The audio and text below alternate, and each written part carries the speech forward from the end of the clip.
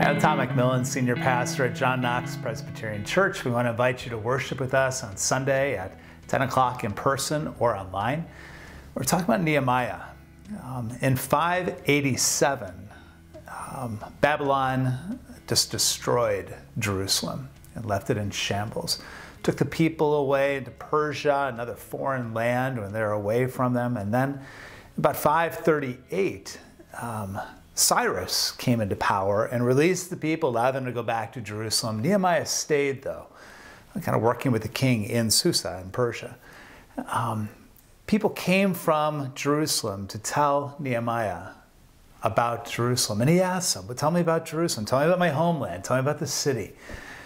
And they said, "It's not good. The city is destroyed. The morale of the people is shot. It's just a wreck." And that was about the end of the conversation. And Nehemiah, instead of just rushing away or dismissing what they said, he actually sat with the message. And he let himself experience the pain of what that meant, to have a city that's in ruin, a people that are devastated. These are his people. And I like that pause in the listening, because it allowed him not only to feel it, but then also to create space to discern what is next. What's his part in this pain? Does he have a part to play? But instead of rushing either to fix it or escaping to avoid it, he just sat there in that uncomfortable moment where there's no clear resolution, but there's a willingness to feel it. And he mourned, he grieved, he fasted, he prayed.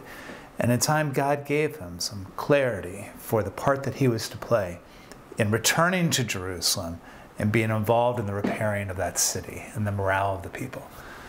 So I guess the invitation is how we create space to discern where God is leading us and how God is guiding us and what's our part. Are we willing to kind of pause when somebody brings you a story or gives you a hint of the struggles that they're going through? Can we let ourselves just feel for a moment what it must be like to be in that kind of transition, that kind of struggle, that kind of challenge?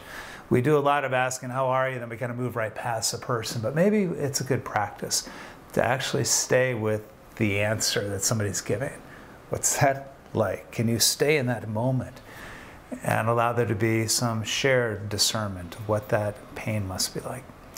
So we'll talk about that on Sunday. We invite you to come. Remember, you're not alone.